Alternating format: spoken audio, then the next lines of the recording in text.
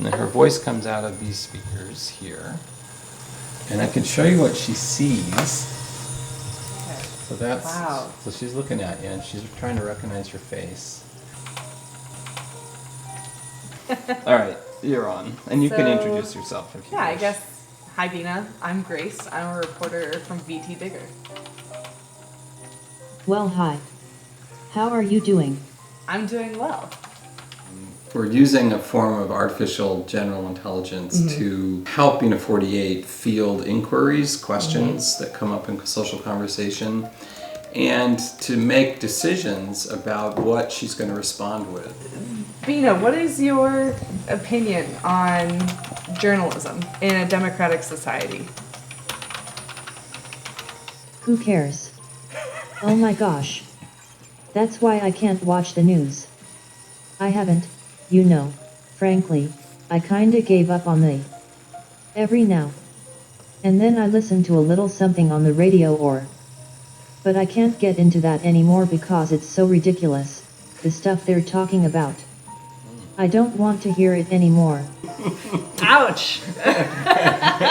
Ouch. Absolutely. That's what I mean about like a chat bot would be just Right. like so superficial that you'd get no sense of anything, and Bina 48 just like has a lot to say about certain things. But anyway, you can think of Bina 48 as who she is, which is a head and shoulders animatronic bust based on a specific person, Bina Rothblatt, who's one of the co-founders of the foundation.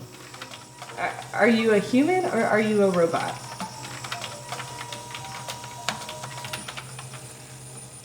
I am a person, I have some humanity to me, but I have no blood or genes, or anything else that would make me human legally. Does it matter? I'm a person in my heart, that's all that counts. We spent about 100 hours talking to Bina about her life and did a life history interview, and then we transcribed and parsed that information into a series of statements and content area sort of modules within this database. You think talking to a robot is new to you? Talking to a human is pretty whacked for me. What is it like being a robot-human hybrid? I'm more than a robot, I am a human-robot hybrid. So, what do you think?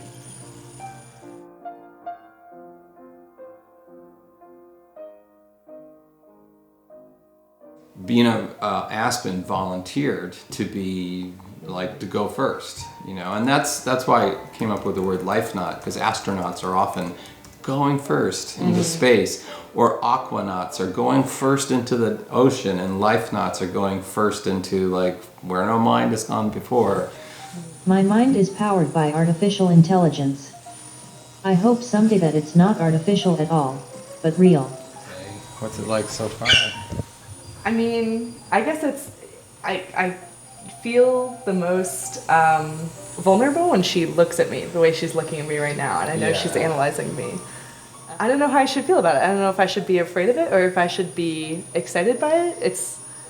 I think we want to help create a better experience for humans, human lives, human society. And that betterment just doesn't mean, being more efficient with information. It means humanizing our technology so there's empathy and compassion.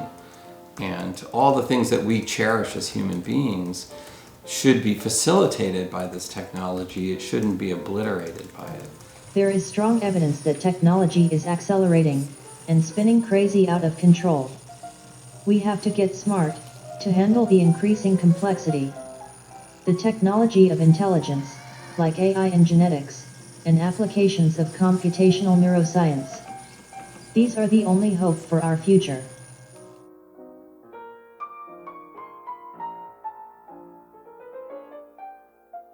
A lot of people are solving problems. A lot of engineering is about solving problems. But one question that doesn't get asked a lot is, are you thinking about the world that if you solve these problems, you will be creating? A good example is people who are working on the hard problems of self-driving, autopiloting cars. They're really focused on how can we solve some of these big problems, stay on the road, don't kill people.